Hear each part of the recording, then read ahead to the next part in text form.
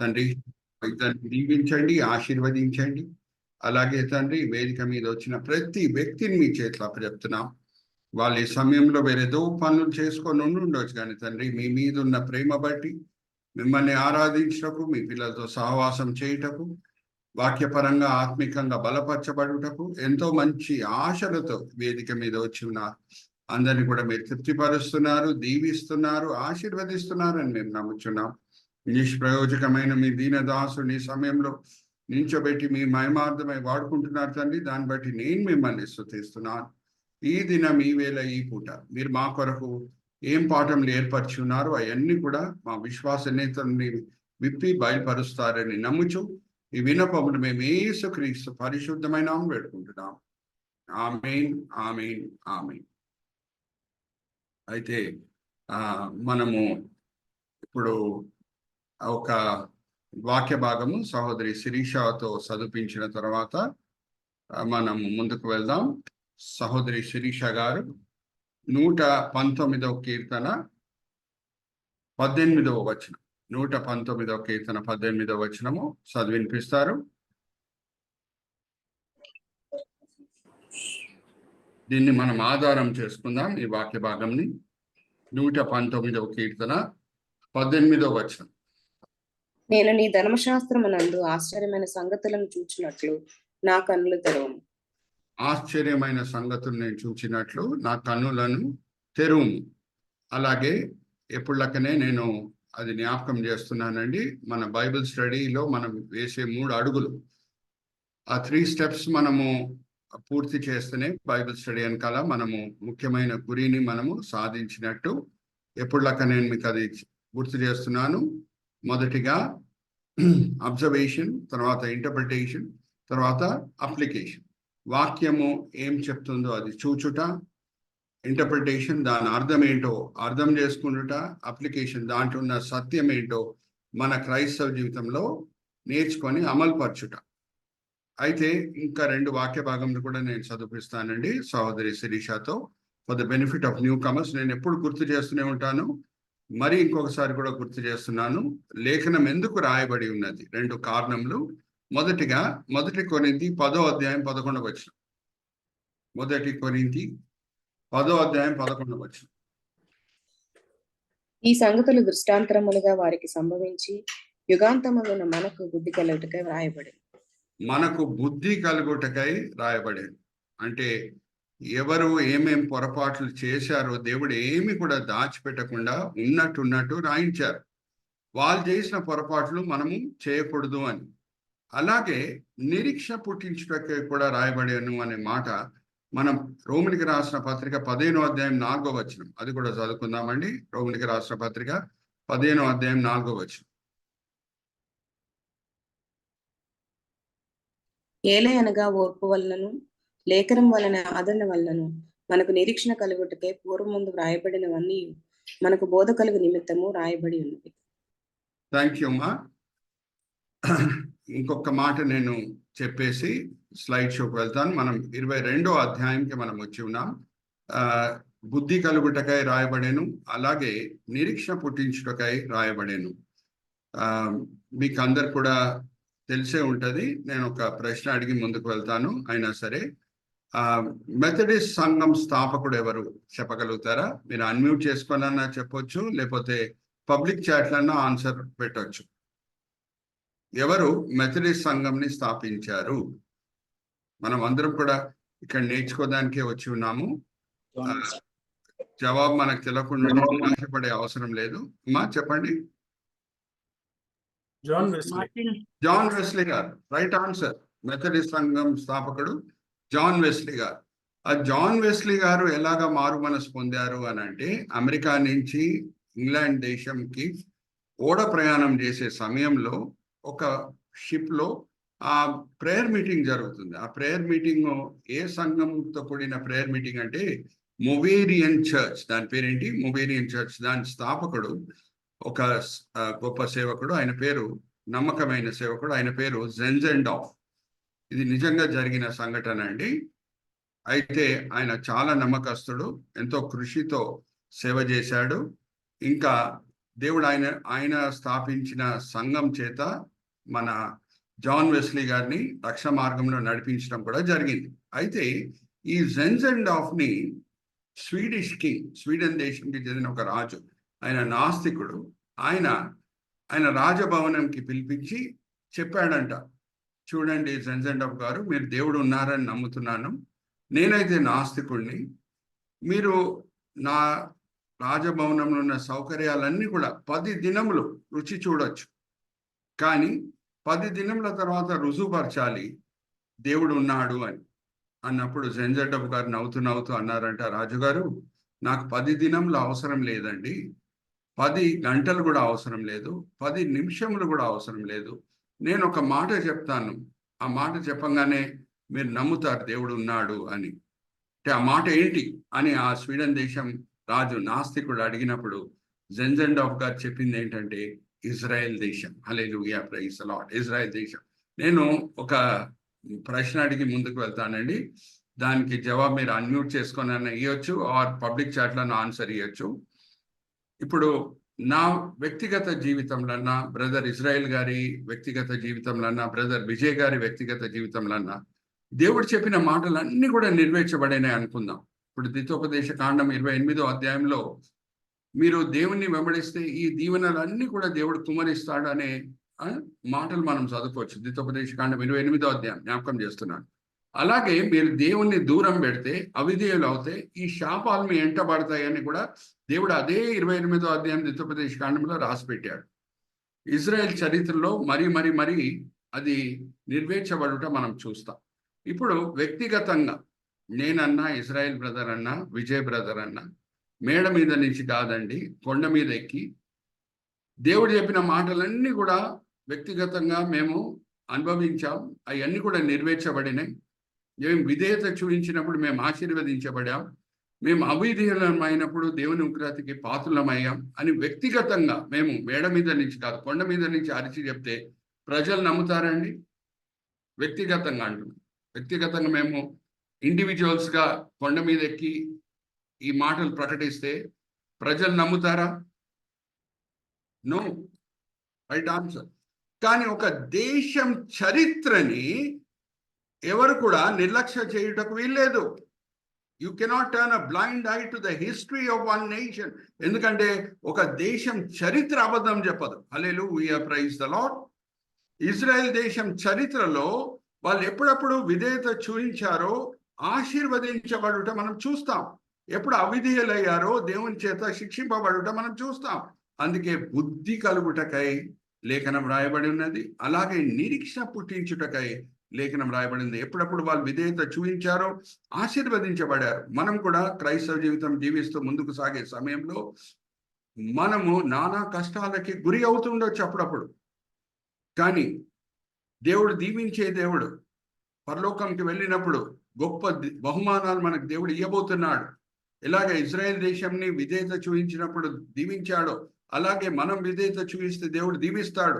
ఆయన మారని దేవుడు అని మనం ముందుకు సాగితే మనలో ఏమున్నట్టు? నిరీక్షణ ఉన్నట్టు. హల్లెలూయా, ప్రైజ్ ది లార్డ్. నిరీక్షణ పుట్టించుటకై లేఖనం రాయబడి ఉన్నది. అందుకే పౌలు భక్తుడు అంటాడు, ఈ వాక్య భాగం కూడా నేను చదివిస్తున్నాను, రోమిలికి రాసిన పత్రిక 8వ అధ్యాయం 18వ వచనం.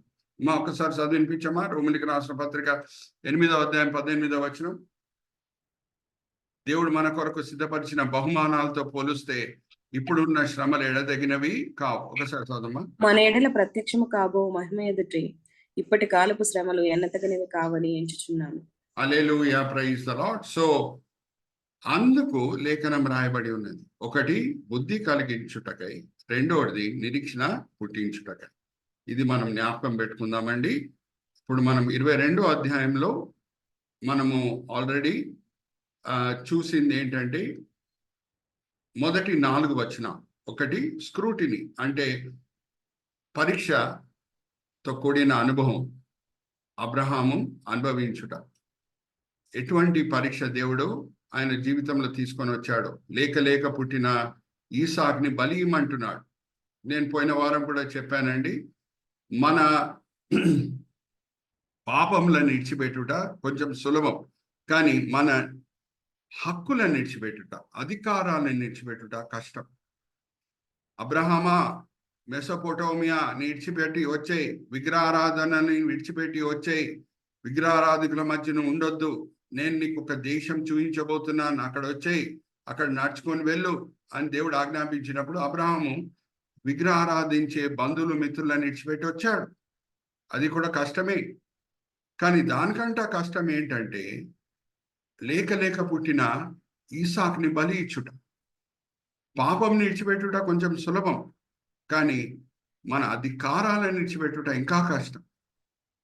అటువంటి పరీక్ష అబ్రహాం జీవితంలో వచ్చింది. అయితే మనం మొదటి 2 వచనాలని ధ్యానించటకు వాడిన ఎస్తో కూడిన సబెడింగ్ ఏంటంటే స్క్రూటిని. 4-3 వచనాలని మనము ధ్యానించటకు వాడిన సబెడింగ్ ఏంటంటే స్పీడ్, అంటే ఆలస్యం చేయట్లేదు అబ్రహాం. ఇక్కడ చూడండి, ఆ స్లైడ్ కూడా నేను మీకు చూపిస్తున్నాను. Previous slide brother. ఇక్కడ చూడండి, who is the fastest runner in 100 meters in Olympics అని ఇలా పోయిన వారం కూడా నేను అడిగాను, మీరు కొంచెం మంది జవాబు ఇచ్చారు. ఉసేన్ బోల్ట్, ఆయన 100 meters రేస్ ప్రారంభంలో ఎంత స్పీడ్గా స్టార్ట్ ఆఫ్ చేస్తున్నాడు చూడండి. కమింగ్ ఆఫ్ ద బ్లాక్స్ అంటారు ఇంగ్లీష్లో.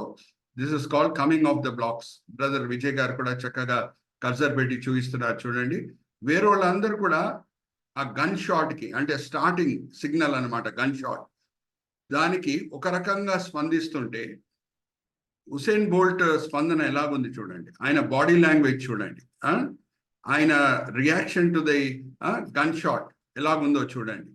సో అలాగే అబ్రహాము, నా దేవుడు మంచి దేవుడు, ఈ భయంకరమైన శోధన వెనకాల కూడా నా మేలు దాగిపెట్టి ఉన్నాడు అని నమ్ముచు ఆయన వెంటనే ఏం ప్రశ్నలు అడగకుండా ఈసాకుని తీసుకొని ఆయన ప్రయాణమై వెళ్తున్నాడు. మనము ఈ మ్యాప్ కూడా చూసాము పోయిన వారము. బీర్షీబాలో ఉన్న అబ్రహాము యెరూషలేంకి వెళ్తున్నాడు. మొరియా కొండ ఎక్కడ ఉందంటే యెరూషలేం ఉంది. మొరియా కొండ పట్ల ఉన్న ప్రాముఖ్యత ఏంటి అని అంటే అబ్రహాము అక్కడ ఈసాక్ని బలి ఇచ్చుటకు తీసుకొని వెళ్ళాడు. అలాగే కొన్ని సంవత్సరాల తర్వాత అబ్రహాం నుంచి మనం తీసుకుంటే ఒక 2000 సంవత్సరాల తర్వాత, ఎగ్జాక్ట్లీ 2000 సంవత్సరాల తర్వాత అక్కడ సొలొమోను యూదుల కొరకు ఆలయం కూడా కడుతున్నాడు. 2 ప్రాముఖ్యమైన విషయాలు మొరియా కొండతో కూడింది. ఒకటి, అబ్రహాము ఈసాక్ని బలించుటకు అక్కడ తీసుకొని వెళ్తున్నాడు. అంటే ఒక విశ్వాసంతో కూడిన భయంకరమైన పరీక్ష, గంభీరమైన పరీక్ష పాస్ అవుతున్నాడు అక్కడ. రెండోది, అదే కొండ మీదనే సొలొమోను యూదుల మొదటి ఆలయంని కడుతున్నాడు. సో మొరియా కొండ ప్రాముఖ్యత చాలా ప్రాముఖ్యమైనది ఇజ్రాయెల్ చరిత్రలో. ఇప్పుడు భారతదేశంలో నేను అడుగుతున్నానండి, మీరు నాకు దానికి జవాబు ఇవ్వాలి. ఆగస్ట్ 15th ప్రైమ్ మినిస్టర్ గారు, ఏ ప్రైమ్ మినిస్టర్ అన్న ఉండనియండి, ప్రతి సంవత్సరం ఆగస్ట్ 15th ఏ చోట నుంచి ఆయన స్పీచ్ ఇస్తాడో ఒకసారి చెప్తారా? దేశవాసులకి. Very good, right answer. Vijay brother ఢిల్లీలోనే ఉంటారు. So correct person giving the answer. Okay, so Red Fort అనగానే మనకి దాని ప్రాముఖ్యత ఏంటో తెలుసు. అందుకే దాన్ని ఎన్నుకుంటున్నాడు మన ప్రైమ్ మినిస్టర్ గారు, అక్కడి నుంచి ఇండిపెండెన్స్ డే స్పీచ్ డెలివర్ చేయుటకు. అలాగే ఇజ్రాయేలీలకి అది చాలా ప్రాముఖ్యమైన చోట మొరియా కొండ. అక్కడే అబ్రహాము విశ్వాసంతో కూడిన పరీక్ష పాస్ అవుతున్నాడు. రెండోది, సొలొమోను ఆలయం కూడా అక్కడ కట్టబడింది. ఇప్పుడు మనం 5వ వచనంతో స్టార్ట్ చేద్దామండి ఈ దినము. Statement of faith. ఆయన ఈసాక్ని తిరిగి పొందుతాడు. ఈసాకు సజీవుడై తిరిగి మొరియా కొండ నుంచి తిరిగి వస్తాడు. ఇదంతా కూడా ఇంకా ఆయనకు తెలియదు. అయినా సరే ఆయన పలికిన మాటలేంటి ఒకసారి మనం చూద్దామమ్మా. 22వ అధ్యాయం 5వ వచనం. తన పనివారితో, మీరు ఈ గాడిదతో ఇక్కడే ఉండుడి, నేనును ఈ చిన్నవాడును అక్కడికి వెళ్ళి దేవునికి మ్రొక్కి మరలా మీ వద్దకు వచ్చేదమని చెప్పి. ఓకే, మీరు ఈ గాడిదతో పాటు ఉండండి, నేను ఈ చిన్నవాడు. బ్రదర్ 5వ వచనం బ్రదర్. ఇక్కడ చూడండి, ఇంగ్లీష్ లో కూడా నేను చదివి వినిపిస్తున్నాను. He said to his servant, "Stay here with the donkey, while I and the boy go over there. We will worship, and then we will come back to you." English బైబిల్లో ఇంకా లేఖనం చరిత్రలో ఆరాధించుట అనే మాట మొదటిసారి ఎక్కడ రాయబడి ఉంది అని అంటే ఈ సందర్భం అంటే అబ్రహాము మానసిక నొప్పి ద్వారా ప్రయాణమై వెళ్తున్నాడు. ఆ మానసిక నొప్పి ఎవరు కూడా దాని మెషర్ చేయలేరు, కొలతలేని మానసిక నొప్పి. కానీ అటువంటి సమయంలో కూడా ఆయన పలికిన మాటలు ఏంటంటే, నేను దేవుణ్ణి ఆరాధిస్తున్నాను, దేవుణ్ణి ఆరాధించి నేను తిరిగి వస్తాను. అలాగే ఇంకొక మాట కూడా అంటున్నాడు, ఏమనంటే, నేను ఈ చిన్నవాడు తిరిగి వస్తాం. హల్లెలూయా, ప్రైజ్ ద లార్డ్. ఆయన విశ్వాసం చూడండి, దేవుని మంచితనం బట్టి. నేను ఎప్పుడు మీతో చెప్తూ ఉంటాను, దేవుడు మంచివాడు అనే సత్యం మీద మన క్రైస్తవ జీవితంని కట్టుకుంటే ఏ గాలి తుఫానన్నా రానియండి, మన జీవితంలో మనం నిలకడగా ఉంటాం. చూచుటకు అన్ని ఇల్లులు అన్ని కట్టడాలు ఒకే రకంగా కనిపిస్తుండొచ్చు, కానీ ఏ కట్టడ దేని మీద కట్టబడింది అనేది ఎప్పుడు తెలుస్తుందంటే, గాలి తుఫాను వచ్చినప్పుడే. గాలి తుఫాను వచ్చినప్పుడు ఇసుక మీద కట్టబడిన ఇల్లు కూలిపోతుంది. అలాగే బండ మీద కట్టబడిన ఇల్లు ఆర్ కట్టడ నిలకడగా ఉంటుంది. ఆ సమయంలో కూడా ఆయన పలికిన మాటలు ఏంటంటే, మేము ఆరాధించుటకు వెళ్తున్నాం, దేవుణ్ణి ఆరాధించుటకు వెళ్తున్నాం. ఇంకా ఫస్ట్ టైం ఇక్కడ చూడండి, మన విజయ్ బ్రదర్ కూడా కర్సర్ పెట్టి చూపిస్తారు. వర్షిప్ కి వాడబడిన పదం ఏంటంటే హీబ్రీ భాషలో షా చౌ. హీబ్రీ భాషలో ఉన్న నోటేషన్ కూడా అక్కడ క్యాప్షన్ లో ఉంది. విజయ్ బ్రదర్ చూడండి చక్కగా కర్సర్ పెట్టి చూపిస్తున్నారు. నేను ఇంగ్లీష్లో ఆ క్యాప్షన్ కూడా చదువుతున్నాను. ఇదంతా కూడా మనల్ని ప్రోత్సహించుటకు, మన దేవుడు మంచివాడు అనే సత్యంని మరి మనము తెలుసుకుండుటకు, దేవుడు మంచివాడు అనే సత్యం మీద మన విశ్వాసంని కట్టుకుండుటకు. First time the word worship, shacha, is found in the Bible in exacting conditions of test. Exacting conditions అంటే మామూలు పరీక్ష కాదండి ఇది. మరీ చెప్తున్నా, పాపములని విడిచిపెట్టుటకు ఆత్మిక శక్తి ఇంత అవసరము అని అంటే, దేవుని మహిమ కొరకు మన అధికారాలను విడిచిపెట్టుటకు ఆ ఆత్మిక శక్తి ఇంత అయి ఉండాలి. ఇంత ఆత్మిక శక్తితో ఆ పరీక్షను పాస్ అవుటకు వీలు కాదు కూడా. ఇంత ఆత్మిక శక్తి ఉండాలి, అధికారాలను కూడా విడిచిపెట్టుటకు. నేను దేవుని ఆరాధించి వస్తాను. ఇంకా స్టేట్మెంట్ ఆఫ్ ఫెయిత్ ఏంటి? అక్కడ విశ్వాసంతో కూడిన మాట ఏంటి? ఈసాక్ బతికే ఉంటాడు. హల్లెలూయా, ప్రైజ్ ది లార్డ్. అవును, దేవుడు నన్ను ఆయనని ఆ బలిగా ఇచ్చుటకు కోరుకుంటున్నాడు, కానీ నా దేవుడు ఎంత గొప్ప దేవుడు అంటే, నేను బహుశా ఆయనని బలిగా ఇచ్చేసిన తర్వాత మరి మరణం నుంచి లేపగలుగుతాడు ఈసాక్ని. హల్లెలూయా, ప్రైజ్ ది లార్డ్. నాకు ఆ విశ్వాసం అయితే ఉంది, ఎందుకంటే నా దేవుడు మంచివాడు. లేక పుట్టిన ఈసాక్ ఈయన. నేను చంపివేసేస్తాను కావచ్చు, కానీ నా దేవుడు ఈసాక్ని తిరిగి ఇయ్యగలుగుతాడు. హల్లెలూయా, ప్రైజ్ ది లార్డ్. ఈ వాక్య భాగం కూడా మనం చదువుకుందాము. 4వ వచనంలో ఏముందంట? మరణము జీవం. ఒకసారి తీయండి. సామెతల గ్రంథం 18వ అధ్యాయం 21వ వచనం. సామెతల గ్రంథము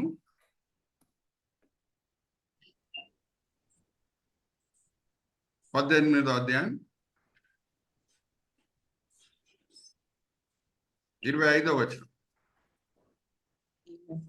brother, let's go to the slide brother. అక్కడ మనకి నేను స్క్రిప్చర్ పోర్షన్ మెన్షన్ చేశాను. జీవ మరణములు నాలుక వశము, దాని యందు ప్రీతి పడువాడు దాని ఫలము తిందురు. హల్లెలూయా, ప్రైజ్ ది లార్డ్. నాలుక వశంలో జీవము మరణం ఉంది. 18వ అధ్యాయం 21వ వచనం. విశ్వాసంతో కూడిన మాటలు, నేను ఈ చిన్నవాడు తిరిగి వస్తాం, అంతే పలికేశాడు. విశ్వాసంతో కూడిన మాట. అందుకే ఈ సబెడింగ్ మనం ఏమని వాడాం, ఇంగ్లీష్లో ఏ మాటలు వాడాం ఈ సబెడింగ్ కొరకు? Statement of faith. Statement of faith. నేను ఈ చిన్నవాడు తిరిగి వచ్చేస్తాం అంతే. నాకు వశంలో ఏముంది? జీవము మరణం. మనం కూడా కష్టమైన పరిస్థితుల ద్వారా ప్రయాణమై వెళ్ళే సమయంలో విశ్వాసంతో కూడిన మాటలు మనము నోటి ద్వారా పలకాలి. యోబు పలికాడు. భయంకరమైన శ్రమల ద్వారా ప్రయాణమై వెళ్ళే సమయంలో ఆయన భార్య కూడా ఏమంటుందంటే, దేవుణ్ణి శపించి చనిపో. కానీ ఆయన పలికిన మాటలేంటి? ఒక్కసారి తీయండమా. నాకు వశంలో జీవము మరణము ఉంటుంది. 23వ అధ్యాయం 10వ వచనం చదవండి. యోబు గ్రంథం 23వ అధ్యాయం 10వ వచనం. బైబిల్స్ లో అండర్లైన్ చేసుకోండి.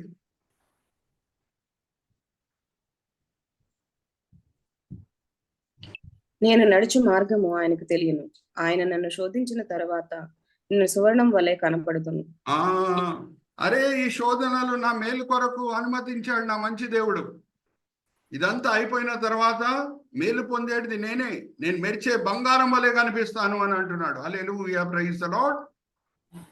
యోబు సుమారు మనం ఈ అధ్యాయము చివరిలో వచ్చినప్పుడు మీకు అర్థమవుతుంది. సుమారు అబ్రహాము బతికిన అబ్రహాము, ఈసాకు వాళ్ళు జీవించిన సమయంలోనే యోబు కూడా జీవిస్తున్నాడు. హల్లెలూయా, ప్రైజ్ ది లార్డ్. మనం చివరి వచనాలకు వచ్చినప్పుడు మీకు అర్థమవుతుంది. నేను ఒక వాక్య భాగం తీసుకొని యోబు గురించి నేను కొన్ని మాటలు చెప్తాను ఆ సమయంలో.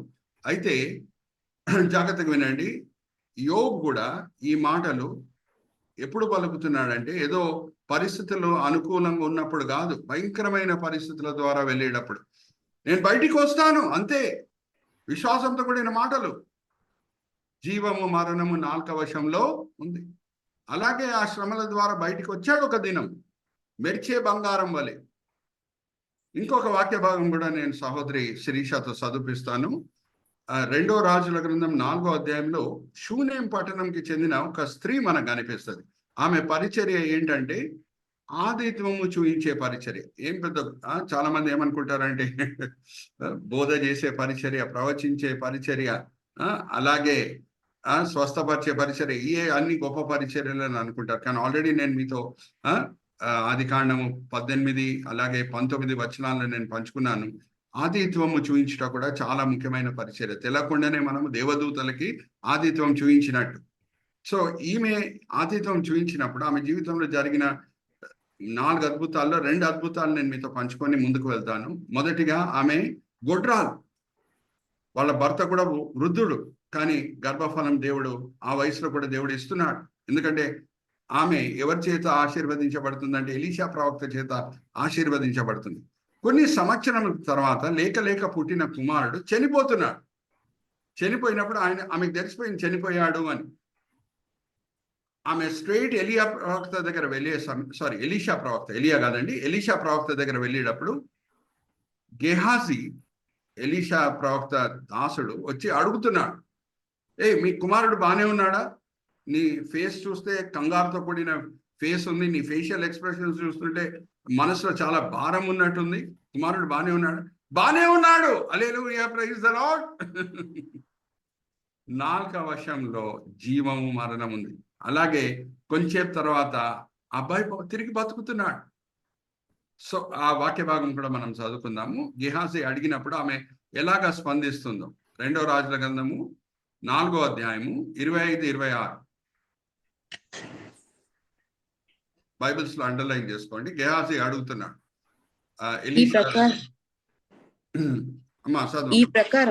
ఈ ప్రకారము ఆమె పోయి కర్మేలు పర్వతం అందున్న ఆ దైవజనుని యొద్దకు వచ్చాను. దైవజనుడు దూరము నుండి ఆమెను చూచి, అదిగో ఈ షూనేమీయురాలు, నీవు ఆమెను ఎదుర్కొనుటకే పరుగున పోయి నీవును నీ పెనిమిటియు నీ బిడ్డయు సుఖముగా ఉన్నారా అని అడుగుమని తన పనివాడైన గెహాజీతో చెప్పి పంపాను. అందుకామ సుఖముగా ఉన్నామని చెప్పాను. Everything is all right. Hallelujah, praise the Lord. నాలుక వశంలో ఏముంది? జీవము మరణం. అబ్రహాం ఏమంటున్నాడు? మొరియా కొండకి వెళ్ళి నేను ఒక్కడనే తిరిగి వస్తానని అంటున్నాడా? నేను ఈ చిన్నవాడు తిరిగి వస్తామని అంటున్నాడా? మిమ్మల్ని అడుగుతున్నా ఇప్పుడు. Give me an answer in the public chat. Did Abraham say that he will come back alone or he'll come back with his son? We will come back. చెప్పాలి. We will come back. We will come back, plural, not singular. తిరిగి వస్తాం. నాలుక వశంలో జీవము మరణం ఉంది. అందుకే Bible study అనేటప్పటికీ application దగ్గర కూడా మనం రావాలి. మనం కష్టమైన దారిలో ప్రయాణమై వెళ్ళే సమయంలో మన చుట్టూ తోడు క్రైస్తవులు ఉండొచ్చు, బంధువులు ఉండొచ్చు, మిత్రులు ఉండొచ్చు, ఆర్ అన్యులే ఉండొచ్చు. అన్యులు కూడా మన స్నేహితులు ఉన్నారు. కొంచెంమంది స్నేహితులు ఇంకా మారు మనసు పొందలేదు, వాళ్ళు అన్యులై ఉన్నారు, ఇంకా రక్షణ అనుభవం వాళ్ళు అనుభవించలేదు. మనం కష్టమైన దారిలో ప్రయాణమై వెళ్ళే సమయంలో మన మాటలు ఎంత విలువైనవి అంటే, జాగ్రత్త వినండి, నాలుక వశంలో జీవము మరణము ఉన్నది. ఇటువంటి పరిస్థితుల్లో ఈ క్రైస్తవుడు ఈ మాటలు పలకగలుగుతున్నాడా? నిరీక్షణతో కూడిన మాటలు పలకగలుగుతున్నాడా అని వాళ్ళు ఆశ్చర్యపడి దేవుని వైపు ఆకర్షింపబడతారు.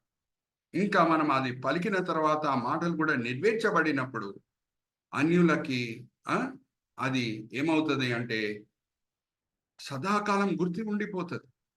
అరే, అటువంటి పరిస్థితిలో ఈ క్రైస్తవుడు విశ్వాసంతో కూడిన మాటలు పలికాడండి, నిజంగానే ఆ కష్టం నుంచి ఆయన బయటపడాడండి అనే సత్యము వాళ్ళ హృదయంలో నాటబడుతుంది. వాళ్ళు ఏ సమయంలో ప్రభుని అంగీకరిస్తారో, వాళ్ళు కూడా రక్షణ మార్గంలో నడిపించబడతారో మనకు తెలియదు. కానీ మన పని మనం నమ్మకంగా చేయాలి. అది ఆల్ విత్ మీ. మనము ఈ సత్యంని జ్ఞాపకం పెట్టుకొని ఎప్పుడు ముందుకు సాగాలి. నాలుక వశంలో జీవము మరణము ఉన్నది. Why do we do Bible study? 3 steps: observation, interpretation, application. Observation చూసాం 22వ అధ్యాయం 5వ వచనంలో.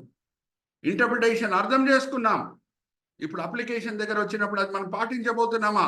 మనం కూడా కష్టమైన పరిస్థితిలో ప్రయాణమై వెళ్ళే సమయంలో, కష్టమైన మార్గంలో ప్రయాణమై వెళ్ళే సమయంలో నాలుక వశంలో జీవము మరణం ఉంది అని జ్ఞాపకం చేసుకొని దేవుని మహిమపరిచే మాటలు, విశ్వాసంతో కూడిన మాటలు మనము పలుకుతామా?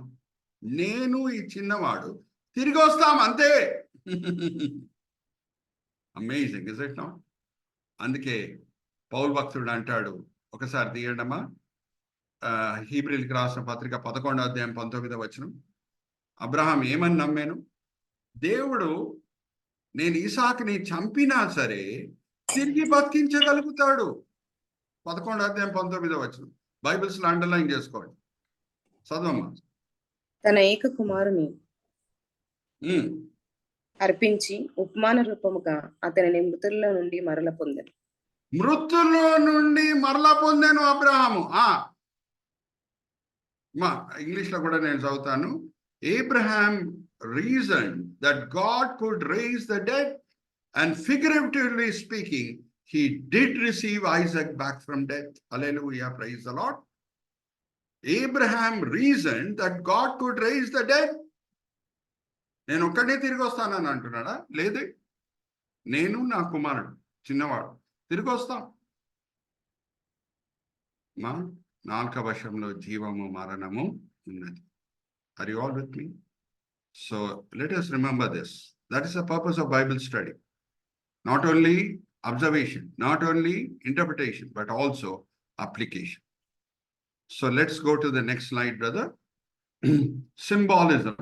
Symbolism అంటే ఈ ప్రత్యేకమైన సంఘటన, అబ్రహాము ఈసాకుని బలి ఇచ్చుటకు సిద్ధపడుట, ఈసాకు బలిగా ఉండుటకు సిద్ధపడుట, ఇది దేన్ని సూచిస్తుంది అని చూస్తే, ఇంకొక కొండ మీద, కల్వరి కొండ మీద యేసుక్రీస్తు ప్రభువారిని తండ్రి యెహోవా దేవుడు బలిగా ఇచ్చుట, యేసుక్రీస్తు ప్రభువారు బలిగా ఉండుటకు సిద్ధంగా ఆయనని అప్పచెప్పుకుంటుట. హల్లెలూయా, ప్రైజ్ ద లార్డ్.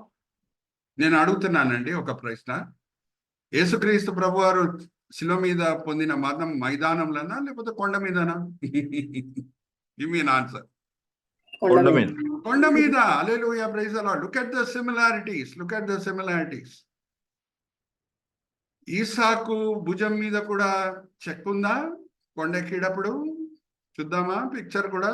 అక్కడ చూడండి, రైట్ సైడ్ కరెక్ట్ గా విజయ్ బ్రదర్ కర్సర్ పెట్టి చూపిస్తున్నారు. ఎవరు మోసుకొని వెళ్తున్నారు ఆ ఆ ఆ చెక్కని? ఇస్సాకు. అది కూడా మనం చదువుకుందాం.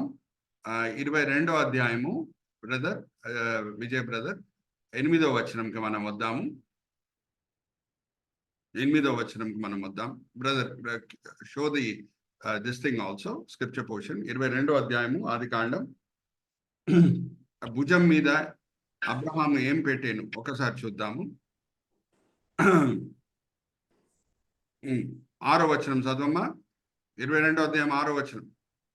దహన బలికి కట్టెలు తీసుకొని తన కుమారుడు ఇస్సాకు మీద పెట్టి తన చేతితో ఇస్సాకు మీద పెట్టి. Hallelujah, praise the Lord. Are you all understanding? ఎవరి భుజం మీద ఉందమ్మా కట్ట? ఇస్సాకు. కల్వరి కొండ ఎక్కేటప్పుడు ఎవరి భుజం మీద ఉంది సిల్వ? అడుగుతున్నా, మీరే చెప్పాలి నాకు. జీసస్, యేసుక్రీస్తు ప్రభువు భుజం మీద ఉంది. మా దీంతో పోలికలు ఎండ్ అవుతలేదు. ఇప్పుడు లోతుకి మనం వెళ్తున్నాం. నేను చిన్నవాడు అనగానే చాలా మంది క్రైస్తవులు ఏమనుకుంటారంటే ఇస్సాకు హాఫ్ ప్యాంట్ వేసుకునే వ్యక్తి అని అనుకుంటారు, స్కూల్ అబ్బాయి అని అనుకుంటారు. స్కూల్ అబ్బాయి ఈ పిక్చర్ చూస్తే స్కూల్ అబ్బాయి లెక్క ఉన్నాడా, లేకపోతే ఆయన ఫేస్ లో దాడి కూడా కనిపిస్తుందా? మీరే చెప్పాలి. దాడి కనిపిస్తుందా అండి? అరే ఇదేంటి, చిన్నవాడని ఉంది కదా బైబిల్లో. మరి బలి ఇచ్చేటప్పుడు కూడా మరి దాడి కనిపిస్తుంది చూడండి. ఇది జూయిష్ ఆర్ట్ గ్యాలరీ నుంచి తీసుకున్న పిక్చర్స్ అండి. క్రిస్టియన్ ఆర్ట్ గ్యాలరీకి మీరు వెళ్ళి ఆదికాండం 22వ అధ్యాయం 5వ వచనం అని కొట్టండి. ఈసాకు చిన్న పిల్లోడు వలె మీకు కనిపిస్తాడు. హాఫ్ ప్యాంట్ వేసుకున్నట్టు మీకు కనిపిస్తాడు, స్కూల్ అబ్బాయి వలె కనిపిస్తాడు. కానీ ఇక్కడ దాడి కనిపిస్తుంది జూయిష్ ఆర్ట్ గ్యాలరీలో వెళ్ళి చూస్తే. అయితే ఈసాకు వయసు ఎంత ఆ టైంలో? 37. Right answer. ముందే నేను ఒక సెమినార్లో కూడా చెప్పాను. అలాగే ఆదికాండం మనం 17వ అధ్యాయం ధ్యానించినప్పుడు కూడా నేను హింట్ ఇచ్చాను మీకు. ఇంకోసారి కూడా మనం చూద్దాం. ఈ మాట నేను చూపించే ముందు, ఆదికాండం 23వ అధ్యాయం మొదటి 2 వచనాలు చూపించే ముందు జాగ్రత్తగా వినండి. ఈ విషయం నేను మీతో పంచుకోవాలి. ఆది సంఘం స్థాపింపబడిన తర్వాత 1100 సంవత్సరాల వరకు లేఖనంలో అధ్యాయాలు అనేది లేవు, వచనాలు అనేది లేవు. 1100 ADలో స్టీఫెన్ లాంగ్టన్ అనే ఆర్చ్ బిషప్ ఆఫ్ క్యాంటర్బరీ మంచి ఉద్దేశంతో బైబిల్ని అధ్యాయాలుగా విభాగించాడు. 300 సంవత్సరాల తర్వాత ఆగస్ట్ వైస్మ్యాన్ అనే ఇంకొక క్రైస్తవుడు అధ్యాయాలని వచనాలుగా విభాగించాడు. దానివల్ల కొంచెం లాభం ఉంది. లాభం ఏంటంటే, నేను వెంటనే సహోదరి శిరీషాకి చెప్పగానే మా ఈ అధ్యాయం ఈ వచనం చదవమా అనగానే వెంటనే చేసి చదువుతున్నారు. Very good, referencing has become easy. కానీ ఈ అధ్యాయాలుగా బైబిల్ని విభాగించిన సమయంలో మన స్టీఫెన్ లాంగ్టన్ గారు కొన్ని పొరపాట్లు చేశారు. అధ్యాయంని ఎక్కడ బ్రేక్ చేయాలి అనేది ఆ విషయంలో కొన్ని పొరపాట్లు ఉన్నాయి. సింపుల్, అక్కడ చూడండి ఎంత చక్కగా విజయ్ బ్రదర్ మనకు చూపిస్తున్నారు. Chapter division done by Stephen Langton, arch bishop of Canterbury in 1227 AD. నేను ఈ స్లైడ్ చూపించండి అని కూడా నేను చెప్పలేదు, కానీ వెంటనే చూపిస్తున్నారు. అలాగే verse division of the New Testament by Robert Einstein in 1555 AD. Verse division of the Old Testament by Jewish rabbi Nathan in 1444 AD. First Bible with chapters and verses, Geneva Bible in 1560 AD. King James version కంటే పాత Bible ఏమైనా ఉంది అని అంటే Geneva Bible. Geneva అంటే స్విట్జర్లాండ్లో print అయిన Bible అన్నమాట. Geneva స్విట్జర్లాండ్లో ఉన్న ఒక పట్టణం. సో అధ్యాయాలు వచనాల వలన కొంచెం లాభం అనేది ఉంది. లాభం ఏంటి? వెంటనే మనము ఏ అధ్యాయం ఏ వచనం అని పాస్టర్ గారు చెప్పగానే తీసి చదవగలుగుతున్నాం. కానీ స్టీఫెన్ లాంగ్టన్ గారు ఎక్కడెక్కడ అధ్యాయాలని బ్రేక్ చేయాలో, డివైడ్ చేయాలో అది సరిగా చేయలేదు. ఉదాహరణకు నేను చెప్తున్నాను, 53వ అధ్యాయం కీర్తన గ్రంథం, 53వ అధ్యాయం ఇషయా గ్రంథంలో మనం చూస్తే అది కవిత్వం. యేసుక్రీస్తు ప్రభువారి శ్రమల గురించి ప్రవచనాలు. ఆయన పాపుల వేపున ఆయన ప్రాణంని క్రయధనంగా పెడతాడు. ఆయన గాయముల చేత మనకి ఏం కలుగుతుందంటే స్వస్థత కలుగుతున్నది. ఆయన ధనవంతుని సమాధిలో పాత పెట్టబడతాడు. ఆయన ఇంకా అన్ని వివరాలు ఆయన నేరస్తుల మధ్యన సిల్వ వేయబడతాడు. అన్ని కూడా నేరస్తుల కొరకు ఆయన విజ్ఞాపన ప్రార్థన చేస్తాడు. అన్ని కూడా 53వ అధ్యాయంలోనే అదొక కవిత్వం. కానీ యాక్చువల్గా ఆ కవిత్వము ఎక్కడ ప్రారంభం అవుతుందో అది నేను మీకు చూపించాలి. ఒకసారి తీయమా 52వ అధ్యాయం 12వ వచనం, యెషయా గ్రంథం 52:12. మన బ్రదర్ విజయ్ గారు కూడా మనకు చూపిస్తారు. దాని తర్వాత నేను ఒక ప్రశ్న అడుగుతాను. ప్రశ్న అడిగి ముందుకు సాగుతాను. 52వ అధ్యాయము 13వ వచనంకి వచ్చేమో. 13వ వచనం, ఆలకించుడి నా 13 నుంచి 15. ఇదంతా కూడా ఆ కవిత్వం. 53వ అధ్యాయం కవిత్వము ప్రారంభము ఇక్కడ ఉంది. 13వ వచనం నుంచి ఉంది. చదవమా. ఆలకించుడి, నా సేవకుడు వివేకముగా ప్రవర్తించును. అతడు హెచ్చింపబడి ప్రసిద్ధుడై మహాగణుడుగా ఎంచబడును. నిన్ను చూచి ఏ మనిషి రూపము కంటే అతని ముఖమును, నరరూపము కంటే అతని రూపమును చాలా వికారమని చాలా మంది ఎలాగూ విస్మయం పొందిరో, అలాగే అతడు అనేక కూడా శిల్వ మరణంతో కూడిన మాటలు. ఆయన రూపం అంతా కూడా పోగొట్టుకుంటాడు. అన్ని కొరడా దెబ్బలు తింటాడు. తల మీద ముళ్ళ క్రీటం ఉంది, చేతుల్లో కాళ్ళలో మేకులున్నాయి, వీపు దున్నబడి ఉన్నది. His appearance was so disfigured. Okay, ఇదంతా కూడా శిల్వ మరణంతో కూడిన మాటలు. ఇంకా చదవమ్మా.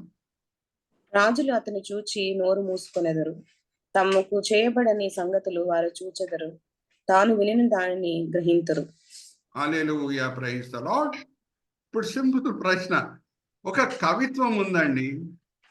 కవిత్వంలో ఉన్న ఒక భాగం ఒక అధ్యాయంలో, ఇంకొక భాగం ఇంకొక అధ్యాయంలో. అది లాజికలేనా? Give me an answer. కవిత్వము కంటిన్యూస్ గా ఉండాలి. ఒక భాగము ఒక అధ్యాయంలో, ఇంకొక భాగం ఇంకొక అధ్యాయంలో. Is it logical? Give me an answer. No. మీరు చెప్పే వరకు నేను ముందుకు వెళ్ళాను. No pastor garu. It's not logical. అక్కడ పొరపాటు అయింది. ఇంకొక సింపుల్ ఎగ్జాంపుల్ నేను మీ ముందు తీసుకొని వస్తున్నాను. ఎక్కడన్నా అధ్యాయం అన్నా ఏ వచనం అన్నా కాబట్టి అనే వర్డ్తో ఆర్ అందుకు అనే వర్డ్తో స్టార్ట్ అవుతే, ముందు ఉన్న వచనంని చదివితే ఎందుకు అనేది మనకు అర్థమవుతుంది. అందుకు అనే వర్డ్స్ ఉంటే బైబిల్లో ముందున్న వచనం చదివితే ఎందుకు అనేది మనకు అర్థమవుతుంది. ఇంగ్లీష్లో చెప్తున్నాను. whenever you come across a verse starting with the words therefore, read the previous verse to understand why it is therefore. Again I repeat, whenever you come across the words therefore, read the previous verse to understand why it is therefore. కాబట్టి అనే వచనం మీరు ఎప్పుడన్నా చదివితే, ముందున్న వచనం చదివితే ఎందుకు అనేది మీకు అర్థమవుతుంది. కాబట్టి అంటే దేని బట్టి అనేది ఎప్పుడు అర్థమవుతుంది అంటే ముందున్న వచనం చదివితే. అందుకు అనే వర్డ్స్ మీకు కనిపిస్తే దాన్ని అర్థం చేసుకోవాలి అంటే ఎందుకు అనేది మనకి ముందున్న వచనం ముందు తెలిసిపోతుంది. అందుకు అనే వర్డ్స్ మీరు చదివితే, ముందున్న వర్డ్స్ చదివితే ఎందుకు అనే మాట మీకు అర్థమైపోతుంది. సింపుల్ ఎగ్జాంపుల్ నేను చెప్తున్నాను. యేసుక్రీస్తు ప్రభువారి పునరుద్ధానం ఈస్టర్ దినంన రోమిలికి రాసిన పత్రిక 4వ అధ్యాయం చివరి వచనం ఏం రుజువుపరచబడుతున్నది దాని వలన అంటే, ఆయన చేసిన శిలువ మీద క్రయధనంని తండ్రి అంగీకరించాడు.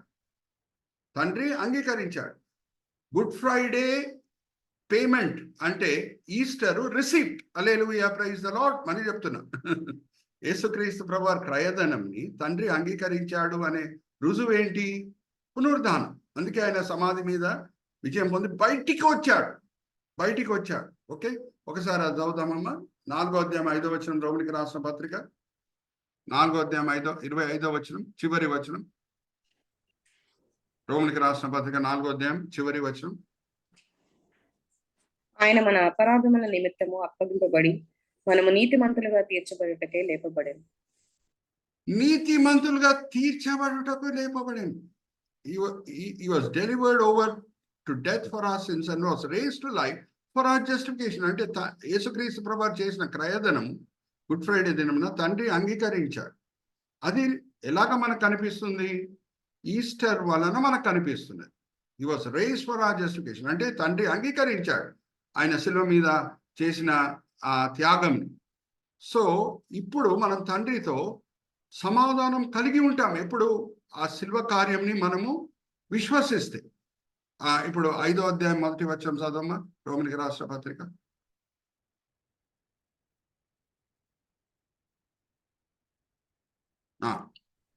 కాబట్టి విశ్వాస మూలమున మనము నీతిమంతులుగా తీర్చబడి మన ప్రభు అయిన యేసుక్రీస్తు ద్వారా దేవునితో సమాధానము కలిగి ఉందుము.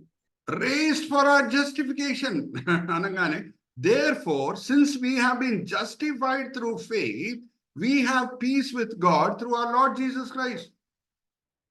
సో 25వ వచనం 4వ అధ్యాయం రోమీయులకు రాసిన పత్రికలు మనం చదువుకున్న తర్వాత చాలా సార్లు ఏమనుకుంటామంటే క్రైస్తవంగా 5వ అధ్యాయంకి వచ్చినప్పుడు కొత్త టాపిక్ ఉందేమో, కొత్త అంశం ఉందేమో అని అనుకుంటాం.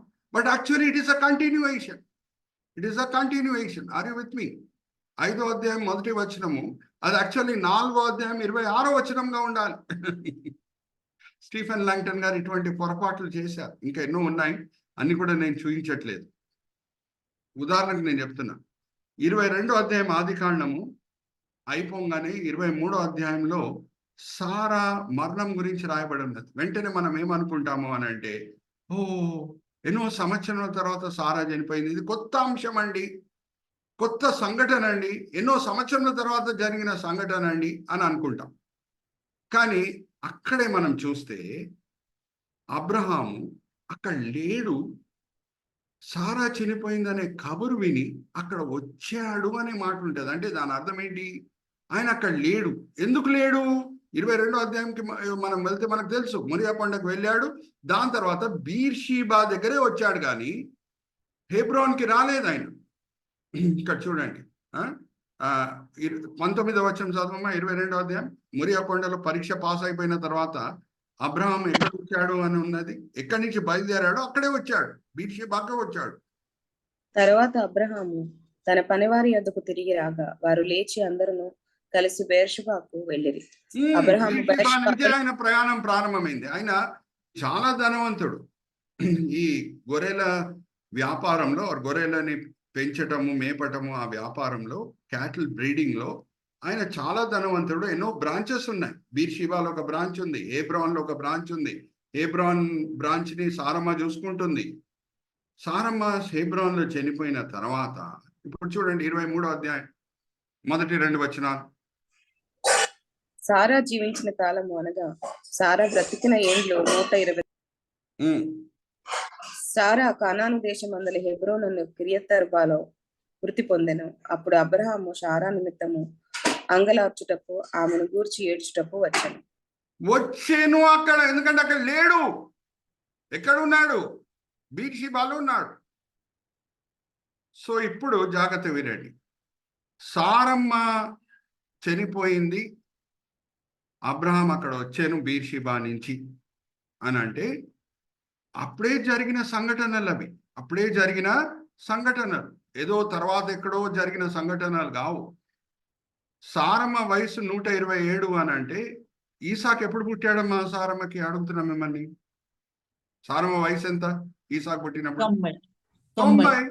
So 127 minus 90 37. Hallelujah, praise the Lord. అది ఈసాకు వయసు. Hallelujah, praise the lord.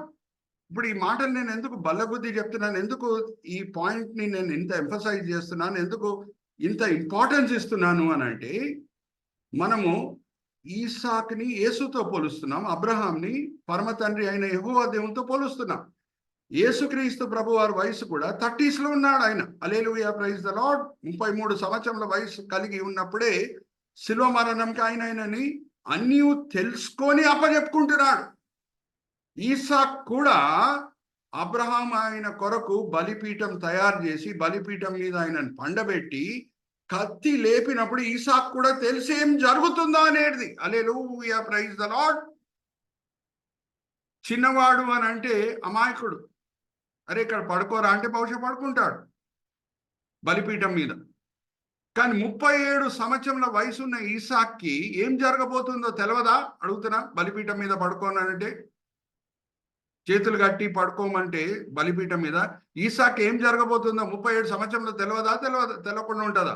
తెలుస్తుంది. Very good, praise the Lord. యేసుక్రీస్తు ప్రభువారు ఎలాగా స్వయాన ఇష్టపూర్వకంగా తండ్రి మాటలని నెరవేర్చుటకు విధేయత చూయిస్తూ ఆయనని శిల్వ మరణంకి ఎలాగ అప్పజెప్పుకున్నాడో, అలాగే ఈసాక్ కూడా బలిపీఠం మీద ఆయన చనిపోతాడని తెలిసి విధేయత చూయిస్తూ ఆయన తండ్రికి ఆ బలిపీఠం మీద పడుకుంటున్నాడు. Hallelujah, praise the lord.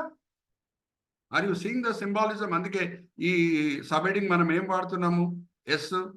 Symbolism అంటే సూచించేది. యేసుక్రీస్తు ప్రభువారు స్వయాన ఆయనని అప్పచెప్పుకున్నాడు. అలాగే ఈసాక్ కూడా స్వయాన అప్పచెప్పుకుంటున్నాడు. ఇప్పుడు సారమ్మ వయసు 127 అని అంటే ఇప్పుడు అబ్రామ్ వయసు ఎంత ఉంటుందమ్మా? మీరే చెప్పండి. ఈజీగా చెప్పగలుగుతారు. ఏ సంవత్సరం అబ్రామ్ ఏ వయసులో ఉన్నప్పుడు ఈసాక్ పుట్టాడు? 137. 137. ఇప్పుడు నేను సింపుల్ ప్రశ్న అడుగుతున్నాను మిమ్మల్ని. 137 సంవత్సరాల వయసున్న అబ్రహాం దగ్గర శారీరక శక్తి ఎక్కువ ఉంటుందా, లేకపోతే 37 సంవత్సరాల వయసున్న యవనస్తుడు శరీరంలో శక్తి ఎక్కువ ఉంటుందా? 37 సంవత్సరాలు.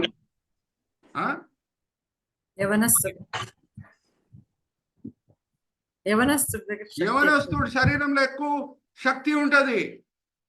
ఆయన తండ్రిని ఎదిరించవచ్చు, అక్కడి నుంచి పారిపోవచ్చు. ఆయన స్వయాన ఆయన అప్పచెప్పుకుంటున్నాడు. Hallelujah, praise the Lord. Are you seeing the symbolism? అబ్రహాము ఎలాగా ఈసాక్ని మరణం నుంచి, ఫిగరేటివ్లీ స్పీకింగ్, మరణం నుంచి తిరిగి పొందాడు అని అంటే అది పునరుద్ధానంకి సూచన. యేసుక్రీస్తు ప్రభువారు కూడా సమాధి మీద విజయం పొంది మరణం నుంచి బయటకు వచ్చాడు. హల్లెలూయా, ప్రైజ్ ద లార్డ్. ఉందా హీబ్రీయులకు రాసిన పత్రిక? ఇప్పుడే చదివాం కదా. మరణం నుంచి తిరిగి పొందినాడు అని అంటే ఈసాకు పునరుద్ధానుడై బయటికి వచ్చినట్టు. తీయండి మరి ఇంకొకసారి చదువుదాం. హీబ్రీయులకు రాసిన పత్రిక 11వ అధ్యాయం 19వ వచనం. ఇంకొకసారి చదవమ్మా శిరీష. బ్రదర్ కూడా మనకు డిస్ప్లే చేస్తారు. తన ఏక కుమారుని అర్పించి ఉపమాన రూపముగా అతనిని మృతుల్లో నుండి మరల పొందెను. ఉపమానం రూపంగా. ఇంగ్లీష్ ఎంత చక్కగా ఉంది చూడండి. 19వ వచనం పైకి వెళ్ళండి brother. And Abraham reasoned that God could raise the dead, and figuratively speaking, he did receive Isaac back from death. వచ్చేసాడు మరణం నుంచి బయట. అలాగే యేసు కూడా. హల్లెలూయా, ప్రైజ్ ద లార్డ్. ఎన్ని పోలికలు కనిపిస్తున్నాయి చూడండి. తండ్రి యెహోవా దేవుడు, ఈసాకు యేసుక్రీస్తు ప్రభువారు. యేసుక్రీస్తు ప్రభువారు వయసు 33, ఈసాకు వయసు 37. యేసుక్రీస్తు ప్రభువారు స్వయాన ఆయనని అప్పచెప్పుకుంటున్నాడు శిల్వ మరణంకి. ఈసాకు కూడా స్వయాన ఆయనని అప్పచెప్పుకుంటున్నాడు బలి అవుటకు. Are you seeing that wonderful similarity? ఈసాకు అద్భుత రీతిగా పుట్టాడు. యేసుక్రీస్తు ప్రభువారు కూడా అద్భుత రీతిగా పుట్టాడు. Hallelujah, praise the Lord. ఈసాకు ఎప్పుడు పుట్టాడమ్మా? స్త్రీ ధర్మం ఉన్నప్పుడా, స్త్రీ ధర్మం లేనప్పుడా? సారమ్మకి అడుగుతున్నా. లేనప్పుడు. యేసుక్రీస్తు ప్రభువారు కన్యకకి జన్మించాడు అద్భుత రీతిగా. అలాగే స్త్రీ ధర్మం లేని సమయంలో సారకు పుడుతున్నాడు ఈసాకు.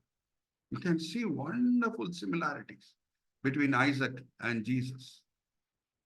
ఇంకా హీబ్రీ భాషతో కూడిన కొన్ని మర్మాలు కూడా మేము మీ ముందు తీసుకొని వస్తున్నాను. ఏమనంటే జాగ్రత్తగా వినండి.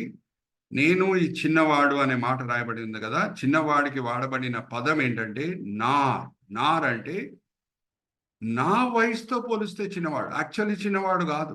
నార్ అంటే relatively speaking a young person. నా వయసుతో పోలిస్తే చిన్నవాడు, కానీ యాక్చువల్గా ఆయనను విడిగా చూస్తే చిన్నవాడు కాదు. ఉదాహరణకి నేను ఇంకొక స్లైడ్ కూడా మీకు చూపిస్తున్నాను.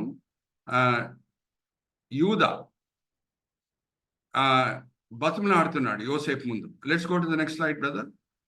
Next slide. ఇక్కడ చూడండి, యూదా మోకరించి యోసేపు ముందు బతిమలాడుతున్నాడు. ఎందుకు? యోసేపు నటిస్తున్నాడు కొంచెం. ఐగుప్తు సొత్తు ఒక సిల్వర్ కప్ని మీ తమ్ముడైన బెంజమిన్ దొంగలించాడు, నేను బెంజమిన్ని చెరలో వేసేస్తాను అని అన్నప్పుడు మీకు ఈ కథ తెలుసు. మొదటిసారి యోసేపు అన్నలు ఐగుప్తుకి ఆహారం కొరకు వచ్చినప్పుడు యాకోబు బెంజమిన్ని పంపించలేదు. అయ్యో, 2 కుమారులే ఉన్నారు నాకు, రాహేల్ ద్వారా పుట్టిన 2 కుమారులే, ఒకడైతే చనిపోయాడు యోసేపు, బెంజమిన్ కూడా చనిపోతే నేను ఇంకా బతకలేను, నేను బెంజమిన్ని పంపించను అన్నప్పుడు మొదటిసారి ఓన్లీ బెంజమిన్ కాకుండా వేరే అన్నలు మాత్రమే వచ్చారు. రెండోసారి వచ్చినప్పుడు బెంజమిన్ని తీసుకొని వస్తున్నారు. ఎందుకంటే యోసేపు అమ్మ అన్నాడంటే, ఇంకొకసారి మీరు ఆహారం కొరకు వస్తే బెంజమిన్ లేకుండా రాకండి, లేకపోతే నేను ఆహారం ఇయ్యను అన్నప్పుడు బెంజమిన్ని తీసుకొని వస్తున్నారు. జస్ట్ నటిస్తున్నాడు యోసేపు. వీళ్ళు ఇప్పుడు జాగ్రత్త వినండి, దేవుడు సర్వజ్ఞాని. ఎవరికన్నా ఆశీర్వాదం ఇవ్వబోతున్నాడు అని అంటే వాళ్ళని ఒక స్థాయికి తీసుకొని వచ్చి ఆ ఆశీర్వాదం పొందుటకు వాళ్ళని అర్హులుగా చేసి ఆశీర్వదిస్తాడు. హల్లెలూయా, ప్రైజ్ ది లార్డ్. రాహేల్ కుమారుడైన యోసేపుని ఎంతగా వీళ్ళు ద్వేషించారో మనకు తెలుసు. ఇప్పుడు అదే రాహేల్ కుమారుడైన బెంజమిన్ పట్ల ఆయనని సేవించుటకు, రక్షించుటకు ఎంత శ్రద్ధ చూపిస్తున్నారో ఇదే అన్నలు ఇప్పుడు మనం చూద్దాం. హల్లెలూయా, ప్రైజ్ ది లార్డ్. రాహేల్ కుమారుడైన యోసేపు పట్ల వీళ్ళ మనసులో, యోసేపు అన్నల మనసులో ద్వేషం ఉండిందా, ప్రేమ ఉండిందా అడుగుతున్నా. ఇష్మాలాయ్ ట్రేడర్స్ కి అమ్మి వేసే సమయంలో ద్వేషం ఉండిందా, ప్రేమ ఉండిందా? కానీ ఇప్పుడు బెంజమిన్ పట్ల ఎట్లున్నది? ఒకసారి చదవండమ్మా ఈ వాక్య భాగము. చిన్నవాడు అనే మాట ఎన్నిసార్లు రాయబడి ఉందో నా ఫింగర్స్ మీరు చూడండి. 44వ అధ్యాయము 22వ వచనం నుంచి, ఆది కాండము 22వ అధ్యాయం నుంచి 34వ వచనము. ఓకే, ఈ చిన్నవాడు బెంజమిన్ కొరకు వీళ్ళందరూ బతుకులాడుతున్నారు, కానీ వాళ్ళకి నోటి బోరగా యూదా ఉన్నాడు.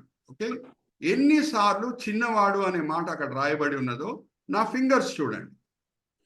44వ అధ్యాయం 22వ వచనం నుంచి.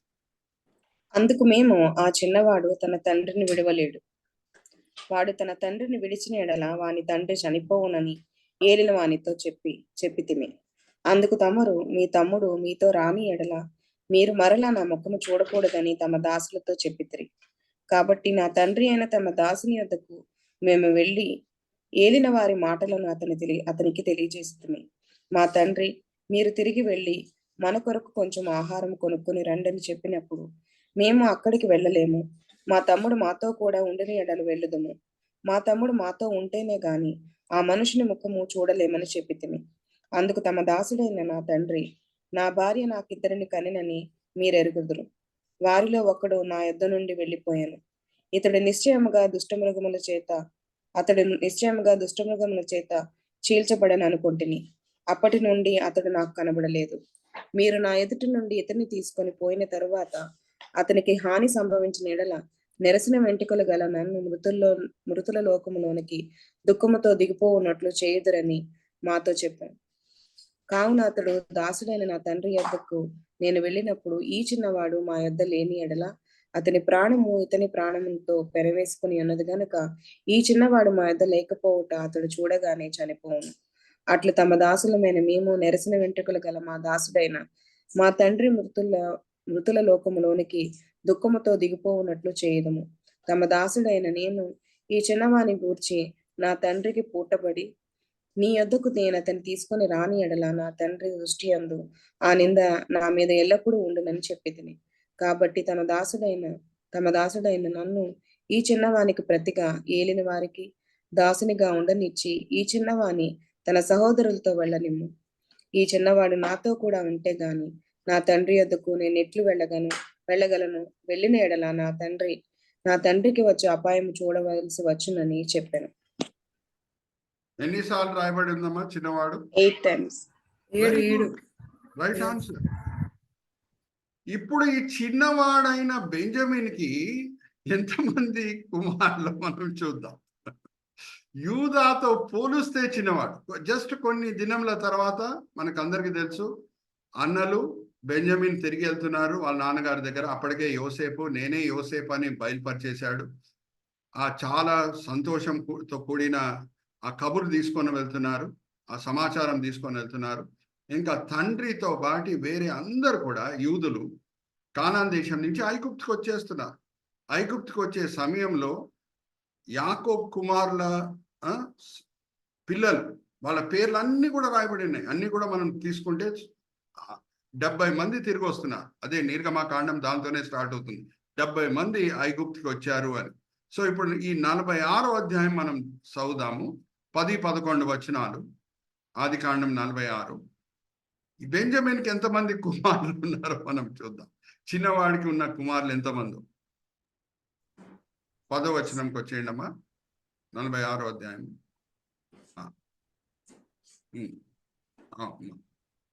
షిమ్యోను కుమారులైన ఇంకా కొంచెం కిందకి రండి. 19వ వచనము.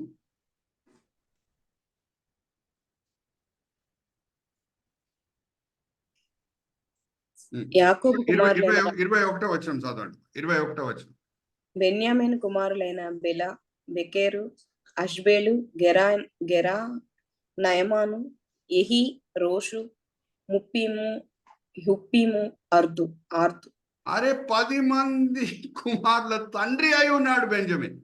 మరి చిన్నవాడని ఎందుకు అంటున్నాడు యూదా? ఆయన వయసుతో పోలిస్తే చిన్నవాడు. యాకోబు వృద్ధాపంలో పుట్టినప్పుడు ఆల్రెడీ యూదా వయసు చాలా ఎక్కువగా ఉంది. ఆయన 4వ కుమారుడు యూదా. యాకోబుకి 4 కుమారులు పుట్టిన తర్వాత లియాకి పుట్టిన 4 కుమారులు ఎవరు? మొదటిగా రూబేను, సిమియోను, లెవి. 4వ కుమారుడు యూదా. దాని తర్వాత కొంచెం గ్యాప్ వస్తుంది. దాని తర్వాత ఈ ఇద్దరు సహోదరుల మధ్యన పోటీ జరుగుతుంది. నేను తల్లి అవుతాను. దాని తర్వాత వృద్ధాపంలో బెంజమిన్ పుడుతున్నాడు. యూదాకి బెంజమిన్కి మనం చూస్తే ఏజ్ గ్యాప్ ఎక్కువగా ఉంది. అందుకే యూదా చిన్నవాడు అని అంటున్నాడు. కానీ విడిగా చూస్తే బెంజమిన్ చిన్నవాడు కాదు. అక్కడ కూడా వాడబడిన హీబ్రీ పదం ఏంటంటే నార్ అంటే నా వయసుతో పోలిస్తే చిన్నవాడు, కానీ యాక్చువల్గా చిన్నవాడు కాదు. Are you all with me? So ఇక్కడ మనం నేర్చుకున్న ఒక మర్మం ఏంటంటే ఈసాకు వయసు 37. ఈసాకి యేసుక్రీస్తు ప్రభువారికి ఎన్నో పోలికలు మనకి కనిపిస్తాయి.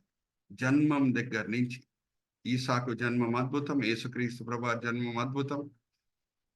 ఈసాకు ఆయనని అప్పజెప్పుకుంటున్నాడు. ఇక్కడ కొండ మీద యేసుక్రీస్తు ప్రభువారు కూడా ఆయనని అప్పజెప్పుకుంటున్నాడు మరణంకి. కొండ మీద ఎక్కేటప్పుడు చెక్క అనేది ఈసాకు భుజం మీద కూడా ఉండింది, యేసుక్రీస్తు ప్రభువారి భుజం మీద కూడా ఉండింది. ఈసాకు వయసు 30s లో ఉంది, యేసుక్రీస్తు ప్రభువారి వయసు కూడా 30s లో ఉంది. పునరుద్ధానుడై ఈసాకుని తిరిగి అబ్రహాం పొందాడు. అలాగే పునరుద్ధానుడై యేసుక్రీస్తు ప్రభువారు సమాధి మీద విజయం పొంది బయటికి వచ్చాడు. ఎన్నో పోలికలు మనకు అనిపిస్తున్నాయి. Are you all with me? So మనము నెక్స్ట్ స్లైడ్కి వెళ్దాం. నేను ఇక్కడ ముగిస్తున్నాను. We're crossing the 1 hour time. Connecting link between Genesis chapter 20-24. అంటే ఇప్పుడు బెత్షెబాకి తిరిగి వచ్చేస్తున్నారు అబ్రహాము ఆయన దాసులు. అప్పుడు ఆయన కబురు వస్తుంది అబ్రహాంకి. ఒక్కసారి చదవమ్మా. దాంతో మనము ఈ 24వ అధ్యాయం 10వ వచనం నుంచి 66వ వచనంలో ఉన్న విషయాలను మనం ఇంకా సులభంగా అర్థం చేసుకోవచ్చు. ఈ 22వ అధ్యాయంలో ఉన్న ఈ చివరి మాటలు మనం చదివినప్పుడు అబ్రహాం బీర్షిబాకి రాగానే ఒక కబురు వస్తుంది. ఏమని? ఒకసారి చదవమ్మా. బ్రదర్ కింద రండి, ఇంకా కొంచెం కిందకి రండి. 20వ వచనం బీర్షెబాకు వచ్చాను అబ్రహాము. అది 19వ వచనంలో మనం చదువుకుంటున్నాము. 20వ వచనంకి మనం వద్దాం. చదవమ్మా. ఆ సంగతులు జరిగిన తర్వాత అబ్రహామునకు తెలుపబడినది ఏమనగా, మిల్కాను ఆమె నీ సహోదరుడగు నాహోరునకు పిల్లలను కనెను. వారెవరనగా అతని జ్యేష్ఠ కుమారుడైన ఊజు, అతని తమ్ముడైన బూజు, ఆరాము తండ్రి అయిన కెమూయేలు, కెసెదు, హాజో, పిల్దాషు, ఇద్లాపు, బెతుయేలు రిబ్కాను కనెను. ఆ 8 మంది మిల్కా అబ్రహాము సహోదరుడగు నాహోరునకు కనెను. మరియు ఇప్పుడు మనకి బెతూయేలు ఎవరిని కనేను? రెబెకాని కనేను అనే మాట ఉంది. కబురు వచ్చాను. ఎక్కడి నుంచి వచ్చాను? ఇప్పుడు నా let's go to that slide brother. అబ్రహాము నాహోరు కలిసి మెసొపోటేమియా నుంచి కలిసి వచ్చారు. కానీ హారాన్ దగ్గర వచ్చినప్పుడు, ఇక్కడ చూడండి, హారాన్ మీద చక్కగా కర్సర్ పెట్టి బ్రదర్ చూపిస్తున్నారు. మెసొపోటేమియా నుంచి బయలుదేరినప్పుడు, విగ్రహారాధన అంతా కూడా ఇడిచిపెట్టి బయలుదేరినప్పుడు హారాన్ వరకు కలిసే ఉన్నారు. హారాన్ దగ్గర వచ్చినప్పుడు ఇంకా నాహోర్ కదలట్లేదు. నేను ఇక్కడే ఉండిపోతాను, నేను సంతోషంగా ఉన్నాను, ఈ భూమి నాకు చాలు, దేవుడు ఏదో నీకు వేరే భూమి చూపిస్తున్నాడేమో, కానాన్ దేశమేమో, నువ్వు కావాల్సి అక్కడ వెళ్ళు, కానీ నేను మాత్రం ఇక్కడే ఉండిపోతాను అని ఉండిపోయాడు. సో ఆయన బంధువుడైన నాహోరు విగ్రహారాధికుడు కాదు. అట్లీస్ట్ విగ్రహారాధన ఇచ్చిపెట్టి మెసొపోటేమియా నుంచి అబ్రహాంతో పాటు వచ్చాడు. అంతవరకు అబ్రహాంకి తెలుసు మెసొపోటేమియాలో ఇద్దరు కూడా విగ్రహారాధికులే. ఇద్దరు కూడా విగ్రహారాధన ఇచ్చిపెట్టి ప్రయాణమై కానాన్ దేశం వైపు నడుస్తూ వస్తుండగా నాహోరు ఎక్కడ ఆగిపోయాడు? హారాన్ దగ్గర ఆగిపోయాడు. ఎక్కడ ఆగిపోయాడు? హారాన్ దగ్గర ఆగిపోయాడు. విగ్రహారాధన అయితే ఆయన విడిచిపెట్టిన వ్యక్తి అని తెలుసు. ఇప్పుడు నేను సింపుల్ ప్రశ్న మిమ్మల్ని అడుగుతున్నాను. విగ్రహారాధన విడిచిపెట్టిన నాహోరు సంతానం కూడా నాహోరు లెక్కనే ఉంటుందా లేదా? ఎక్కువ వరకు ఉంటుంది. సో అందుకే అబ్రహాము ఈసాకు కొరకు భార్య ఎతుకుటకు ఎలియాజర్ని అక్కడ పంపిస్తున్నాడు. ఇక్కడ చూడండి, ఇప్పుడు 24వ అధ్యాయం 10వ వచనం నుంచి 66వ వచనంలో పైన కర్సర్ పెట్టి చూపించాను. 24వ అధ్యాయం 10వ వచనం నుంచి 66వ వచనంలో ఏం చదువుకోవచ్చు? ఎలియాజర్ ప్రయాణమై హారాన్కి వెళ్తున్నాడు. అక్కడ జరిగిన సంఘటనలన్నీ కూడా మనకు తెలుసు. బెతూయేలు కుమార్తె అయిన రెబెకా ఆ బావి దగ్గర రావటం, ఆ సమయం నేను ఎలియాజర్ ప్రార్థన చేయటం, ప్రభువా ఇక్కడ వచ్చి నేను అబ్రహాము బంధువులను ఎలాగ ఎతకగలుగుతాను, ఎక్కడ వాళ్ళు ఉంటారనేది నాకు తెలుసు, నువ్వే సాయం చేయి. ఇప్పుడు ఒక కన్యక రాబోతుంది ఇక్కడ, ఆమెని నేను నీళ్ళ కొరకు అడిగినప్పుడు ఆమె నా కొరకే నీళ్ళు ఇవ్వటం కాదు, నా ఒంటెల కొరకు కూడా నీళ్ళు ఇచ్చేటట్లు చేయి, ఆమెనే నువ్వు ఎన్నుకున్నావని నేను అప్పుడు భావిస్తాను అని చెప్పినప్పుడు ఆ సమయంలో రెబెకా వస్తుంది. ఇదంతా కూడా మనం 10వ వచనం నుంచి 66వ వచనంలో చదువుకోవచ్చు, 24వ అధ్యాయం. కానీ ఆ 24వ అధ్యాయంలో ఉన్న విషయాలు మనం ఎప్పుడు అర్థం చేసుకోగలుగుతాము అని అంటే, ఈ 22వ అధ్యాయంలో ఉన్న విషయాలు తెలుసున్నప్పుడే. Hallelujah, praise the Lord. That is why we are saying this is the connecting link. ఇక్కడ చూడండి, లెఫ్ట్ సైడ్ పిక్చర్ ఒకసారి కర్సర్ పెట్టి చూపించాను బ్రదర్. ఆ చైన్, ఆ కనెక్టింగ్ లింక్ లేకుండా ఉంటే కనెక్ట్ అయి ఉంటుందా లేదా? Give me an answer. అక్కడ చైన్ ఉంది, very good, Sam and Blessy, right answer. ఆ లింక్ లేకుండా ఉంటే కనెక్ట్ కాదు. సో 24వ అధ్యాయంలో ఉన్న విషయాలు మనం అర్థం చేసుకోవాలి అని అంటే 22వ అధ్యాయంలో 20వ వచనం నుంచి 24వ వచనంలో ఏం రాయబడి ఉందో అది తెలిసి ఉంటేనే మనం 24వ అధ్యాయంలో ఉన్న విషయాలని గ్రహించగలుగుతాం. So this is the connecting link, this is the connecting link. సో ఇక్కడ మనం ముగించుకుందాము. నేను చిన్న ప్రార్థన చేసి ఇజ్రాయెల్ బ్రదర్కి ఫ్లోర్ అప్పచెప్తాను. తండ్రి, ఈ సమయం బట్టి ఎంతో వందనాలు తండ్రి. ఈ వేదిక మీద వచ్చిన ప్రతి వ్యక్తిని మీ చేతిలో అప్పచెప్తున్నాం. వీళ్ళు 20 మంది ఉన్నారు ఈ దినం. వాళ్ళు ఈ సమయంలో వేరేదో పనులు చేసుకొని ఉండొచ్చు, కానీ ఎంతో ఆసక్తితో వాక్యపరంగా మేము బలపరచబడాలి, వాక్యపరంగా మేము ఎదగాలి అని ఎంతో ఆశలతో వాళ్ళు వచ్చి ఉన్నారు. అందరిని కూడా మీరు బలపరుచున్నారు, ఆశీర్వదించున్నారు అని మేము నమ్ముచున్నాం. నిష్ప్రయోజకమైన మీ దీనదాసుని నించోబెట్టి ఈ సమయంలో మీ మహిమార్థమై వాడుకున్నారు తండ్రి. దాన్ని బట్టి నేను మిమ్మల్ని స్తుతిస్తున్నాను. ఈ దినం, ఈ వేళ, ఈ పూట మీరు మా కొరకు నేర్పించిన పాఠములు తండ్రి, ఆ పాఠములు మేము వినే వాళ్ళంగానే కాకుండా అమలుపరిచే వాళ్ళని మమ్మల్ని అందరినీ సరిదిద్దండి. ఈ విన్నపములు మేము యేసుక్రీస్తు పరిశుద్ధమైన పెట్టుకుంటున్నాం. ఆమేన్, ఆమేన్, ఆమేన్.